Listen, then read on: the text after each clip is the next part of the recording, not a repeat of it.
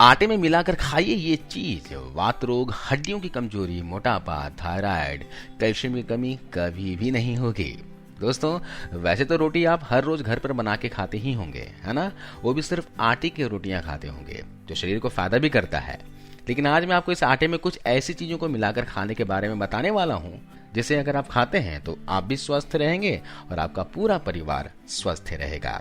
तो इस ठंड के मौसम में जो आपको रेसिपी बताने वाला हूँ, इसे जरूर ऐड करके अपने पूरे परिवार को खिलाइए। इससे आपका पूरा परिवार स्वस्थ रहेगा और इसके अलावा अगर शरीर में कोई बीमारी है तो उन बीमारियों में भी ये फायदा करेगा। अगर आपके चेहरे पर तेज नहीं है, स्किन पर समय से पहले झुर्रियां आ गई हैं, स्ट्रेस रहता है, शरीर में कैल्शियम की कमी हो गई है, आयरन की कमी हो गई है, हड्डियों में खोखलापन हो गया है या फिर गैप है, हड्डियां कमजोर हो गई हैं, रात को सोते हैं तो पैरों में, पिंडलियों में दर्द होता है, आंखों की रोशनी कमजोर हो गई है या फिर दिमाग पूरी तरह से एक्टिव नहीं है। इसके अलावा अगर आपके शरीर में दिन भर सुस्ती छाई रहती है, थकान, आलसपन रहता है, नींद नहीं आती, जोड़ों में, घुटनों में, कमर में दर्द रहता है, खून की कमी है, तो इस रोटी को खाकर आप इन सारी प्रॉब्लम्स को जड़ से खत्म कर सकते हो।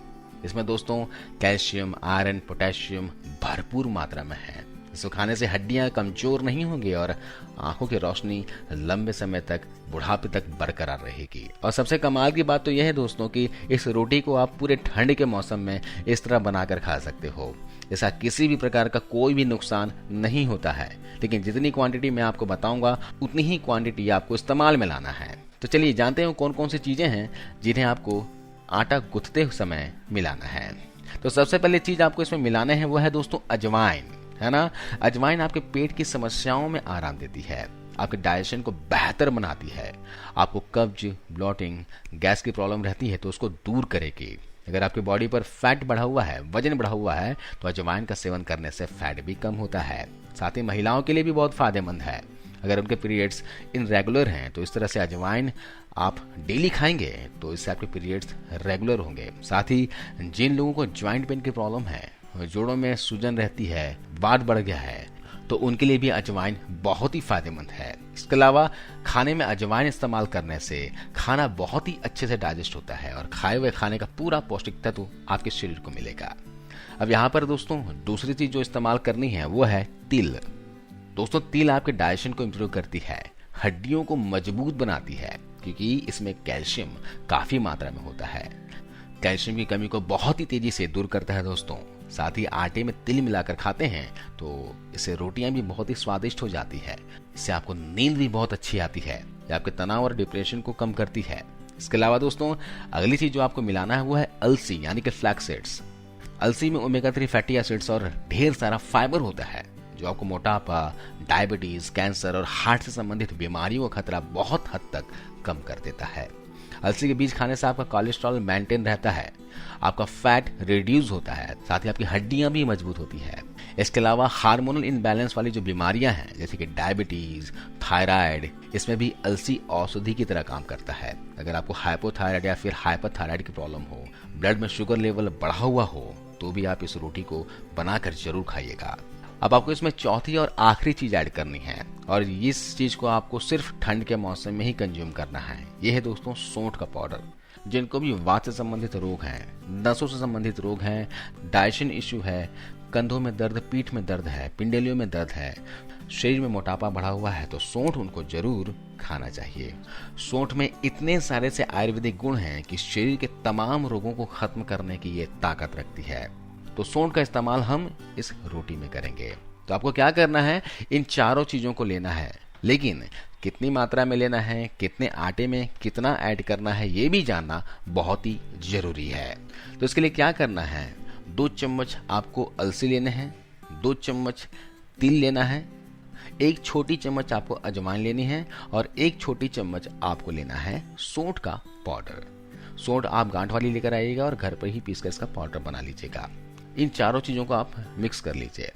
अगर आप घर पर 5 से 6 लोगों के लिए रोटियां बना रहे हैं तो ये सारी ही क्वांटिटी आपको इसमें यूज करना है।